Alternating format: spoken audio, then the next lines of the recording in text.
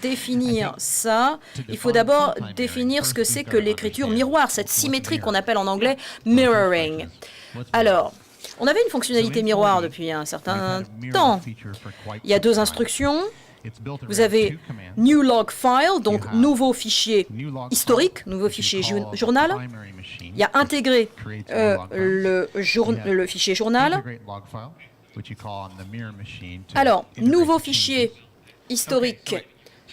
Donc, en fait, quand on se connecte à ça, on vous donne un segment. Je vais te montrer comment ça se passe. Ce sera beaucoup plus clair. Je vais vous montrer à tout le monde. Alors, voilà l'écriture miroir dans la V13. Donc, j'ai un serveur de production et un serveur miroir. Alors, ce qui est le plus important, c'est que mon serveur de production utilise des fichiers historiques ou des fichiers journaux 4D. Donc, je crée un nouveau fichier journal, un nouveau fichier historique. Mais ça va me donner ce qu'on appelle un segment. Donc, tout changement à votre base de données, en fait, est entré dans ce journal. Oui. Donc, tous les changements qui ont été faits dans la base de données apparaissent. Oui. Et je veux le transférer à mon serveur miroir que j'utilise SOAP, FTP, UNC, ou je prends une clé USB dans ma poche et puis je l'amène à la salle où est le serveur miroir. Oui, ça peut marcher aussi. Alors, oui. Bon, ça n'a pas à être forcément physiquement sur cette machine.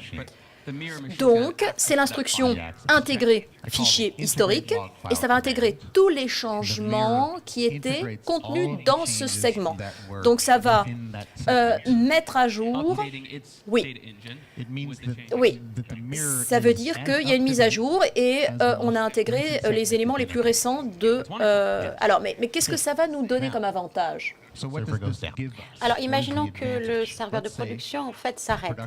Ça ne va pas se produire, mais si ça se produit de temps en temps, alors, qu'est-ce qu'on peut faire comme récupération? Tout d'abord, on va prendre donc le fichier journal de la machine de production sur la machine miroir, comme avant. En fait, ça, c'est juste un segment. Oui. Il n'y a pas de différence fondamentale entre le 4BL et le journal. Donc, sur le miroir, je l'appelle le fichier journal intégré.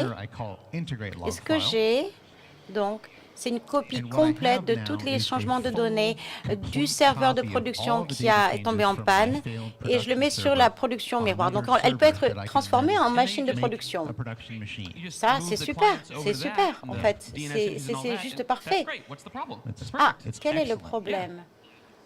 En fait, ça n'a produit pas de fichier journal lui-même. Aujourd'hui, donc, la spécificité miroir que nous avons est vraiment remarquable. Oui, puisque là, vous avez une production. Cependant, c'est que ma machine miroir ne fait pas les changements dans le journal. C'est pas bien ça. Donc, que faire?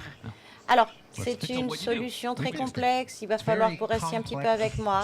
Donc, la même chose, donc j'ai une machine de production, une machine de miroir et la solution complexe, c'est ici, c'est que la machine miroir fait du journal également. Tout changement donc est écrit dans ce journal miroir. Oui, nous avons le même scénario de mise en miroir. Donc, vous segmentez dans la machine de production, vous l'envoyez donc sur la machine miroir, vous intégrez le changement et comme là, il a juste déclaré, tous les changements qui étaient juste intégrés sont également chargés dans le fichier miroir. Alors, si le serveur donc tombe en panne, la même procédure de récupération se produit. Vous intégrez les changements les plus récents de la machine de production. Vous vous débarrassez donc de l'équipement qui est tombé en panne. Et ce que vous avez à présent, c'est une copie complète de la machine de production. Et de plus, c'est donc copié dans le journal. Ça, c'est pas mal, mais ça s'améliore. Alors, du fait que la machine miroir précédente a été intégré dans le journal, je peux utiliser la même technologie en apportant un nouveau miroir qui va mettre en miroir mon serveur de production. Donc, c'est à l'envers sur ma diapo, mais c'est le même mécanisme que précédemment. Donc, vous commencez à segmenter, vous envoyez les changements, vous intégrez les changements. Donc, lorsque je dis, donc c'est une mise en miroir permanente, et ça, c'est vraiment ce que je veux dire, c'est à plein temps, c'est permanent, cette mise en miroir. Alors, ce qui est intéressant également, c'est que du fait que tout est mis en journal, ce deuxième miroir aurait pu donc fonctionner tout le temps. C'est l'idée derrière cette mise en miroir. Vous installez votre machine primaire, vous établissez un miroir, puis un autre miroir. Donc, quand il y a une catastrophe, vous avez encore deux machines qui fonctionnent. Vous avez au moins une machine de production et un miroir en permanence. Et ça, donc, vous pouvez le déployer et vous pouvez avoir autant de miroirs que vous le souhaitez. Comment faire tout cela, donc? Ça, c'était facile. Ça, c'était la partie facile. En fait, on a saisi l'occasion pour, lorsque nous donc, faisions des recherches sur ces problèmes, lorsqu'on essayait de trouver une solution, on a essayé donc d'étudier la fonction journal dans l'ensemble et comment l'améliorer. Donc, nous avons comme objectif d'améliorer la stabilité, la fiabilité des mécanismes de journal et d'enlever un petit peu de complexité. Et cette dernière me plaît particulièrement. Je vais vous en parler un petit peu plus en avant des différentes spécificités pour décroître la complexité. Il y a une nouvelle caractéristique qui s'appelle donc la mise en journal sélective. Je pense que c'est assez facile à comprendre comme concept.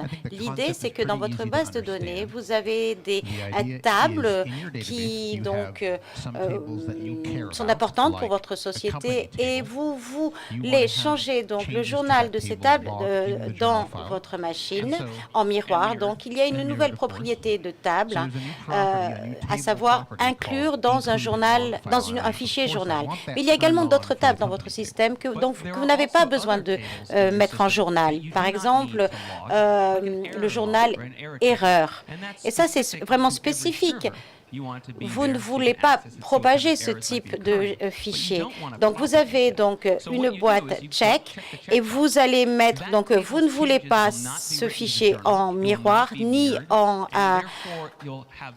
journal. Et donc, vous allez notifier qu'il n'est pas nécessaire de dupliquer ce fichier.